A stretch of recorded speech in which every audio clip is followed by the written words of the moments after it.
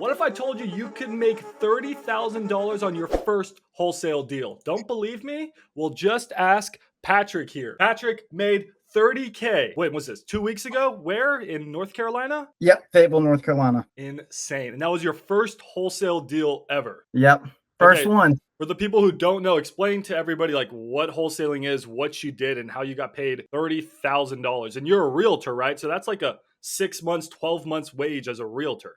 Insane. Explain to Correct. people what you did. So obviously right now I work with a pool of investors as my clientele. And so I'm constantly looking for off-market properties for my investors. I want to bring them good deals that have meat on the bones. And so I'm constantly networking in local REI Facebook groups. And so one day someone posted in one of the Facebook groups and say, hey, is there anyone out in Fayetteville, North Carolina that'd be happy to go out and take a few pictures of a property for me? And I commented, everyone was commenting, hey, send me $50 and I'll do it. And I'm just trying to get in front of someone's face and talk and network. I want to make more connections. So I commented and I said, hey, you don't have to pay me anything. I'm more than happy to go out and snap a few pictures for you. And so went out to the property, met the tenants, met the homeowner, had a very nice conversation with the homeowner. Actually did not get any pictures because the homeowner was an old agent, and she let me be aware, which I wasn't already aware, that when you're walking through a property that's tenant occupied, you can't take pictures of the tenant's belongings, or so she said.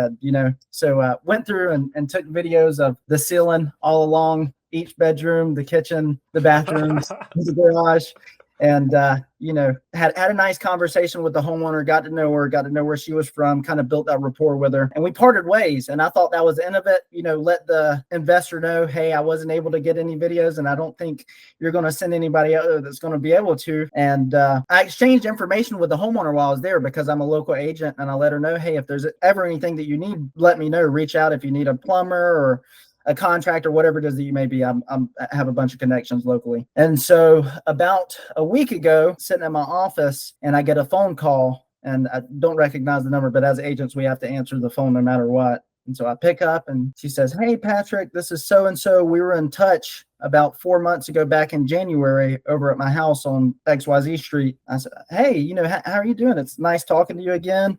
How's it going with Mr. Investor? And she said, well, actually, Mr. Investor wasn't able to close, and he ended up having to walk away. And so I was expecting her to want to list with me. We started having this conversation. I said, hey, I can start looking at comps for you. And she says, no. That's not what I'm trying to do. I don't want to put my house on the market.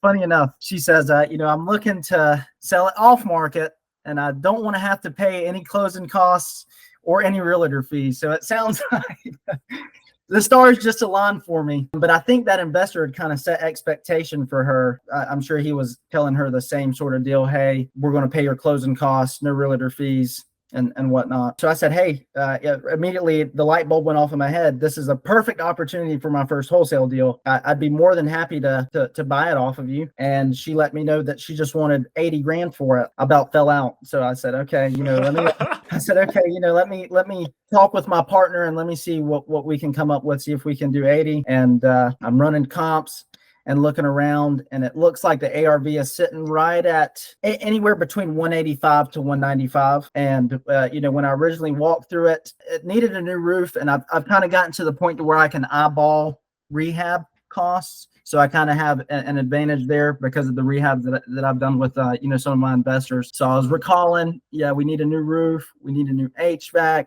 LVP throughout at 1,200 square foot with new baseboard or new quarter round is going to be, around $5 or $6 grand. Kitchen rehab is always right around 10 to 12. Bathrooms, 4 to 6. And so I'm just formulating what I think the rehab is going to cost. Go to Zillow, punch in the address, and I find the old listing when she bought it, and it looks nearly identical. So I get up with one of my contractors, and I'm talking with her, the contractors that do all of our flips, and I'm giving her all these details. Because a lot of these contractors, once they, obviously they do this for a living, they're doing it all the time, they can pretty much be really accurate with their ballpark estimate. And so I'm relaying all this information to her, and she says, Yeah, no, around, 45 to 50 sounds about right. So going off of 75% of the after repair value, which is typically what I'm running my numbers off of, I'm like, okay, it looks like I could probably dispo this thing for 105. 105 seems reasonable. There's enough meat on the bones for someone to get in there and make some good money. And really, I'm not trying to hit a home run on this first one. I just want to get that proof of concept that everybody talks about. And so get back with the homeowner. Hey, yeah, we can lock it up at 80 and do it. I go meet her at a Taco Bell. We chop it up some more, sign papers in person, and I go home and throw the deal up on Facebook with the old Zillow pictures, let them know, hey, I spoke with my contractor about this. It's looking like it's going to be around 45 to 50. And my DM was flooded, absolutely flooded with PMs from a bunch of local investors. And now Fayetteville's a pretty hot hub for fix and flip investors. So got a nice handful of offers, had New Western reach out to me as well, and ended up getting it locked up for 115. So that seemed like a very reasonable offer, and they were ready to rock and roll. So yeah, I got it locked up for 180 and dispoed at 115. Oh my God. Okay, there is so much to talk about here, but just so nobody is confused, and then we're going to talk more about your story, tips, and tricks. Let's just quickly talk the numbers just so everyone makes sense to everybody. First things first, even before the numbers, wholesaling. It's different than just listing a house and selling a house, right? To sell a house, you have to be a realtor. You happen to be a licensed realtor, and I'm a licensed realtor, but you don't need to be a realtor, at least in most states, to wholesale. What you're doing is you're not selling a home, you're really selling a contract. You're getting rights in a contract. Right. You're getting a deal penciled on paper, and then you're selling that deal, that contract, to somebody else, and you're assigning the rights. But just want to understand this before we talk the numbers. How much would you have made if you just listed this $80,000 house for this nice lady? Just wondering, 30 grand, 35 grand, right? Maybe 50 grand as a realtor? Like, how much would you have made? Yeah, a whopping $1,700. Oh, okay. Okay. So I can pay my mortgage for the month. So you would have made $1,700 as a realtor. You get paid like what, 3%? But wholesaling, you got 30,000 plus. Right. Okay. Yeah, and a lot of us realtors, I know the narrative is we like to try to overcharge, but there are us realtors out here who try to make a good deal for the sellers and put as much in their pocket as possible. And my going rate's 5%. So it would have been 2.5%. So which one was more work? Wholesaling had to be a lot more work, right? For that much more money? I would say no. Whoa. But that's because I know that's super controversial, and I talk with a bunch of wholesalers about it. Now, given this is my first deal, and the stars align for me, so I can't say this for yet. But the amount of work that you have to put in for 30 grand, I would put in this work all day long for each transaction I have as a realtor to make 30 grand. So it was about the same amount of work if you were going to list a house on MLS, have showings, meet with tons of buyers as a realtor to make $1,700 as it was for you as a wholesaler to make $30,000 plus. About the same amount of work. No. When you put it like that, there's no comparison. No comparison at all. Which one was more work? Which one's more work? Listen, it for sure would be a lot more work. Okay, so you make more money and it's less work. God, this is why we love wholesaling. So that's the beauty of wholesaling. Now, for y'all to be able to understand the numbers, when you're wholesaling, there's a lot of different types of wholesaling. There's the Pace Morby route, right? You can do creative, you can do subject to, you can do seller finance, you can do all these magical things. But we're talking ugly homes and cash, right? Was this house pretty ugly? Very outdated. Yeah, okay. You're a nice guy. I still see that you're a realtor. You know, you don't say ugly. You say investor friendly. You say handyman special. Handyman special. That's right. Investor special. So this house was. Dirty. So you think the ARV was 185? Now, what's ARV? Just so everyone knows. The after repair value. That's how much you can expect to get once your investor comes in and puts their renovation in. Okay. So the investor comes in and spends, what did you say, $40,000-ish? Yeah, around 40. They spend $40,000, and then once they spend $40,000, they can sell the house then for like 185. So it's a fix and flip.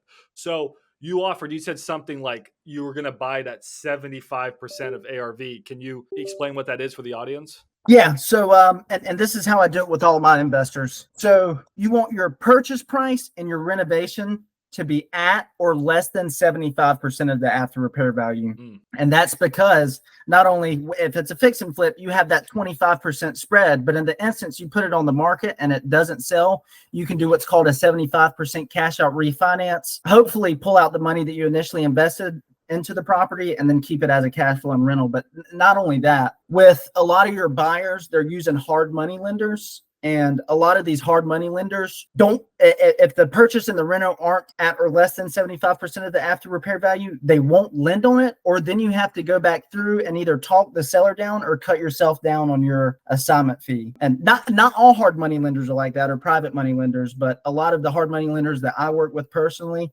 and some of the investors in the area work with operate like that. Okay, gotcha. Yeah. So just so everyone knows, there's different ways of doing it. You can do it like Patrick said, but in general, you've heard the 70% rule. Pretty much you take the ARV of a house and you could offer 70, you can offer 75, maybe in some great neighborhoods, you can offer 80. 70 is usually the base. You can sell, then you usually sell it for 75 or 80. Anyways, you take the ARV of the house, usually offer like 70-ish%, then you subtract repairs, and that's where your cash offer should be.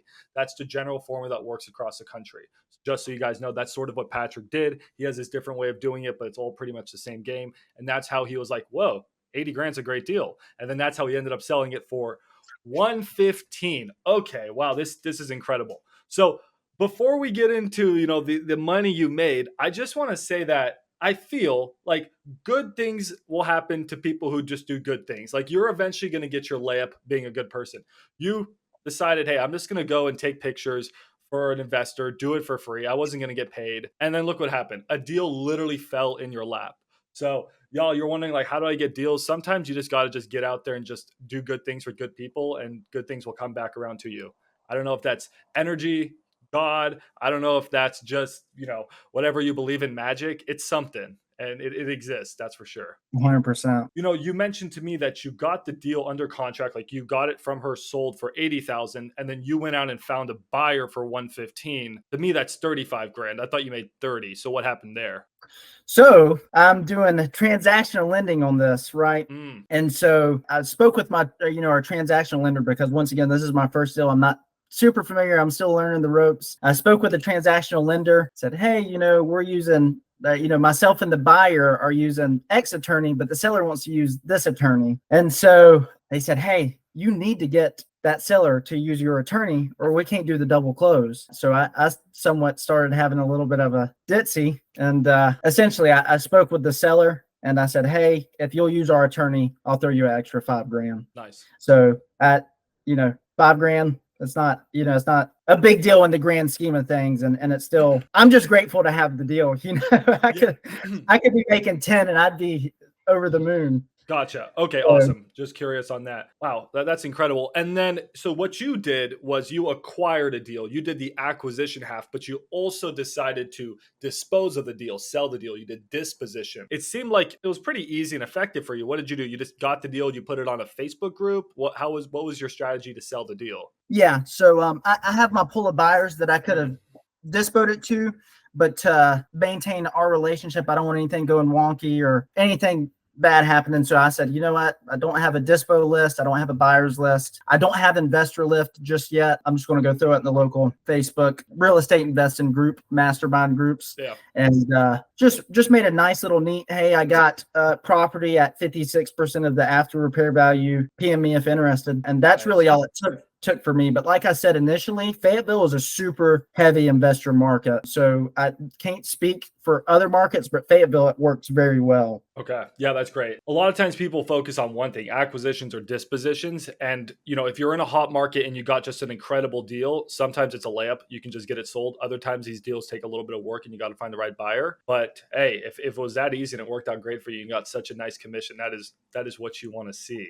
What an incredible story. What an incredible story. Do you have any tips or tricks or words of advice for people out here like, man, I'm a realtor or I'm not a realtor, I'm just a wholesaler and I want to make money on a deal like that? That's insane. Yeah. Well, I think this deal speaks for itself, that networking is your network is your net worth. I'm constantly trying to meet new people, go to masterminds, meet new people online. I've made a lot of connections in Max's Discord, and it's looking like, I'm working some things out with people in there. Yeah, your network is your net worth. So just getting your name out there, like Max said, doing good deeds for other people, trying to help other people make money as well. It's going to come back around to you. And for the realtors out there, you're leaving a lot of money on the table by not getting into wholesaling. And if your business operates like mine, where you're working with a lot of investors, I'm also a bigger pockets agent. it's completely life-changing for your business. Being able to source deals for my buyers and work both ends is just phenomenal. And the amount that you learn is it's hard to put a price tag on how valuable all that knowledge is. Yeah, absolutely. And I can't thank you enough for shouting out the Discord. So, I'll make a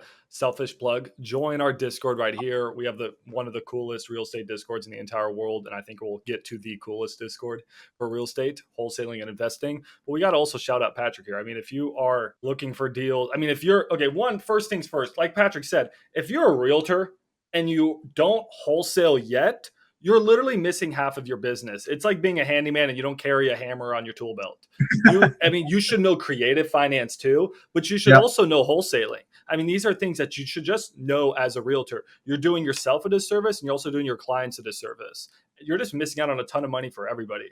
So if you're a realtor and you're in, the North Carolina area, absolutely go network with Patrick. He'll teach you how to get wholesale deals. He'll teach you everything you need to know there. But then also, if you're a wholesaler looking to JV with someone, Patrick, and hey, just network with Patrick, guys. If you're a wholesaler out in that area, so you're just now focusing only the North Carolina market, is that where you're trying to do most of your wholesaling? So here in Fayetteville, North Carolina, in Savannah, Georgia, and Jacksonville, Florida. Those are the three markets that I'm looking in. I'm from Savannah, Georgia originally, so I'm very familiar with the area. Yeah, feel free to reach out to me and we'll have a conversation. Even if it's not about business, I'm happy to talk with anybody. Love it. Well, hey, I think I heard something about you getting a second deal in your second week. Is this real? Yeah. So it's kind of crazy how it works. You watch all the YouTube videos and they say, hey, you try. That first one's the hardest to get. And once you get that first one, the second, the third, they all fall into place. And now I'm like a living testament of that. I couldn't believe it. Got the first one. Max has been pushing out religiously on his Facebook that he's getting all these deals from realtors. And I'm like, damn it. What am I doing? Why have I not done something so simple that's been right in front of me this entire time? And so, yeah, every Wednesday, my firm, we have meetings. We get together, talk about what the market's doing, what we're seeing, who's got what listings. And we got together last Wednesday and I say, hey, guys, I'm starting to wholesale. If you get a listing, the home needs a lot of work, bring it to me and I will pay you more than what you will get paid listing it. Wait, Patrick, I don't want to cut you off here, but we need the audience to wait for this video. We're gonna have to put this into a separate video. This is for a number 2, guys. This was enough knowledge in one video. This man made 30 grand wholesaling his first deal, and he just made. How much did you make on the second one? Just give him a sneak peek. How much did you make on the one you're talking right now? 5 figures, and it starts with a 1. Okay, there you go, guys. So that's going to be on the next video. Well, hey, subscribe, like this video, go hit up Patrick. I'll put Patrick's information in the description down below, and I'll pin him as a top comment. And then we're going to talk about the next deal he just got in the next video. Peace.